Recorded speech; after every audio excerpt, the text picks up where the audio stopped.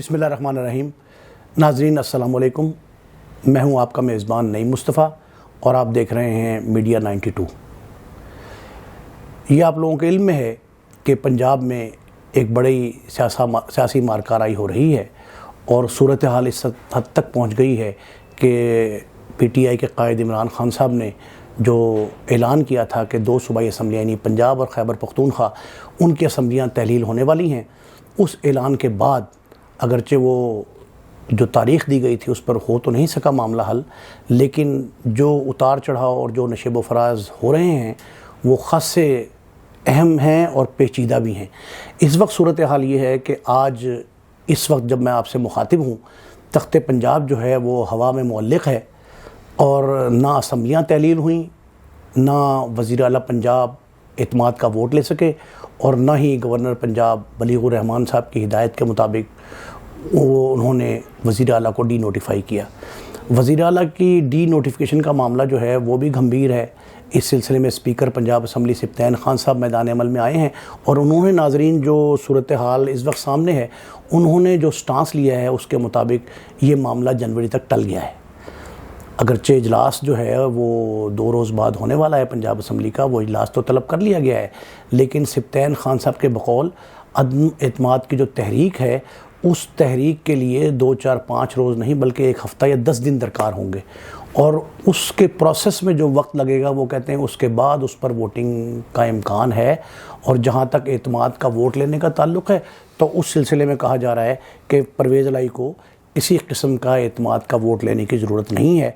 उस हवाले से PTI भी मैदान में है। काफ लीग के 10 अरकान जो हैं पंजाब असम्बली के मेंबर, उन अरकान असम्बली ने भी उन पर एतमाद का इजहार किया है।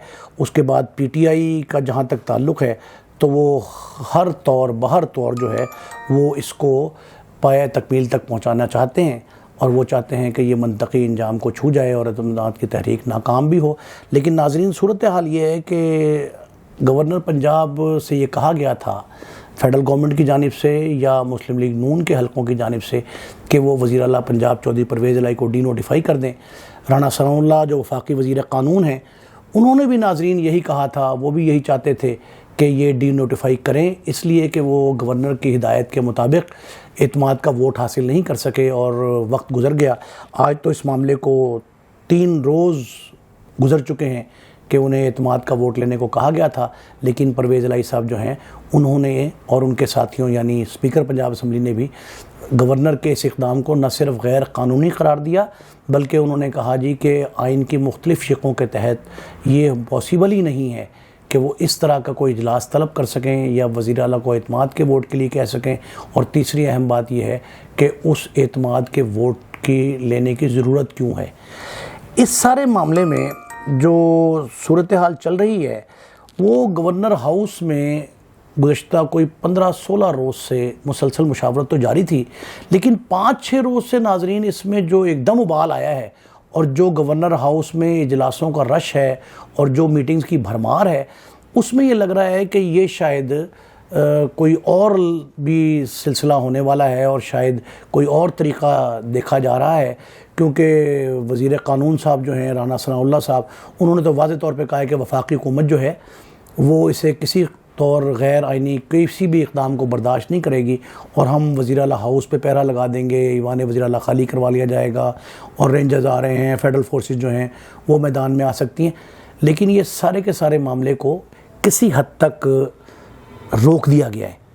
इसकी रीज़न क्या है? इसकी रीज़न तो ये बज़ाहिर कही जा रही है कि वज़ीर आज़म मियाँ शहबाज शरीफ साहब ख़ुद जो है इस मामले में आ गए हैं और उन्होंने इसका नोटिस लिया है, जिसके बाद उन्होंने, और लगता है ये मेरा नहीं ख्याल कि शायद ये मुशावरत के बगैर हुआ है, लेकिन जो मुझे अंदरूनी तौर पे ख़बर मोतबर ज़राए ने दी है उससे पता चलता है कि ये शायद लग ये रहा है, महसूस ये नाजरीन हो रहा है कि शायद वज़ीर आज़म साहब ने जो नोटिस लिया है उस नोटिस के बाद इस वक्त सूरत हाल थोड़ी ख़राब है, गंभीर है और उन्होंने ही वज़ीर आला के ख़िलाफ़ जो गवर्नर का इक़दाम था उसे डी नोटिफाई की हद तक जाने से रोका है। और इस वक्त सूरत हाल ये है कि एक तरफ ईवान वज़ीर आला में इजलास जारी है तो दूसरी तरफ गवर्नर हाउस में जारी हैं। और तीसरी अहम बात यह है कि वफाकी हुकूमत जो इक़दामात करने जा रही थी वज़ीर आला चौधरी परवेज़ इलाही को ख़त्म करने के लिए, वो भी फौरी तौर पर تھم گئے ہیں.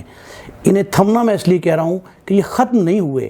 ختم اگر کر دی جائیں گے تو پریشر ختم ہو جائے گا. محترم آصف علی زرداری صاحب اور چودھری شجاع حسین کی ملاقاتوں کا جو نتیجہ ہے وہ برقرار ہے، لیکن اس حد تک زرداری صاحب نے مسلم لیگ نون پہ اعتماد کیا ہے اور اس کا باقاعدہ برملا اظہار بھی کیا ہے کہ وہ کسی طور بھی پاکستان پیپلز پارٹی کے امیدوار کو وزارت اعلیٰ کا امیدوار نہیں بنائیں گے. اس وقت تک تازہ ترین صورتحال یہی ہے. اس میں کوئی ڈیولپمنٹ ہوتی ہے تو ہم انشاءاللہ آپ کو آگاہ کریں گے. ناظرین بہت شکریہ. اپنے میزبان نعیم مصطفیٰ کو اجازت دیجیے. اللہ نگہبان. کیونکہ خبروں کو اب چلنے دو.